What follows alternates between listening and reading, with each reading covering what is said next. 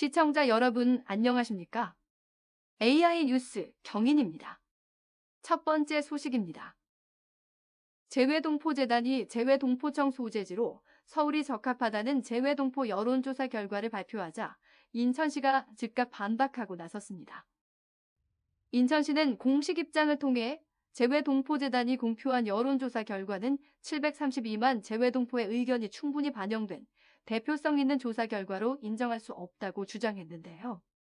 그러면서 재외동포청 인천 설치를 지지하는 유럽 26개국 90여 개 한인회가 소속된 유럽 한인총연합회를 해당 조사에서 배제하는 등 인천을 지지하는 다수의 재외동포 의견이 누락됐다고 덧붙였습니다. 특히 해당 조사가 명확한 선정 기준 없이 732만 재외동포의 0.03%에 불과한 2,467명을 대상으로 실시됐고 3일이라는 짧은 기간 동안 특정 매체만을 활용해 진행됐다는 점에서 대표성과 공실력을 인정할 수 없다고 지적했습니다.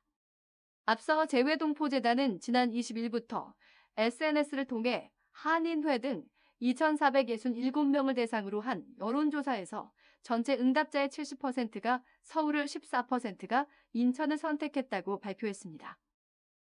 인천시가 직행 좌석버스를 포함한 광역버스의 준공영제를 내년 하반기부터 시행합니다. 광역버스 준공영제 대상은 직행좌석 7개 업체, 19개 노선 251대와 광역급행 5개 업체, 6개 노선 75대인데요. 운영 방식은 직행좌석의 경우 수익금 공동관리형으로 광역급행은 노선 입차량으로 추진될 예정입니다. 노선 입차량에 소요되는 국비 확보를 위해 시는 대도시권 광역교통위원회 기획재정부와 협의를 진행할 계획입니다. 또 올해 추가 경정 예산을 편성해 하반기부터 연구 용역을 진행하고 적정 표준 운송원가 산정을 비롯해 인천 시내버스와 타 지자체 준공영제 운영에서 발생한 문제의 개선 방향, 기존 광역버스 노선의 개편 등을 살피는 등 사전 준비에 만전을 기한다는 방침입니다.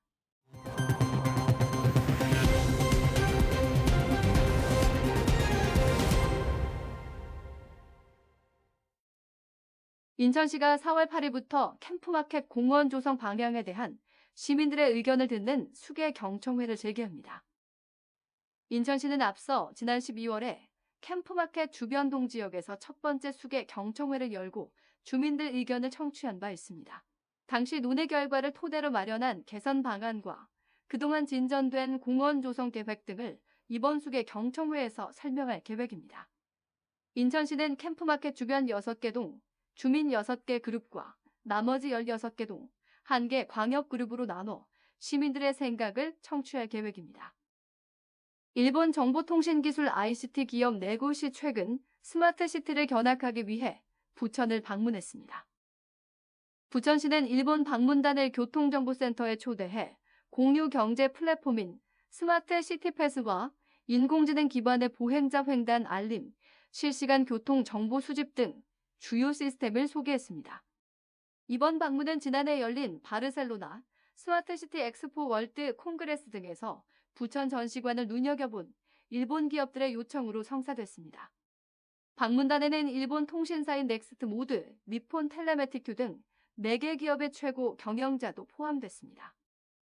코로나19로 인한 우울증이 저소득층일수록 높은 것으로 나타났습니다. 경기연구원이 지난 22일부터 이틀간 전국 17개 시도 2,000명을 대상으로 코로나19 팬데믹에 따른 우울증 발생률을 조사한 결과 월 평균 가구 소득 100만 원 이하인 소득 최하위 계층이 32.8%로 나타나 최상위 계층 13.4%보다 2.4배 높았습니다. 불안장애는 46.5%와 27.9%로 격차가 18.6%포인트로 나타났고 자살 생각은 최하위 계층이 24.1%로 최상위 계층 6.7%보다 3.6배 높았습니다.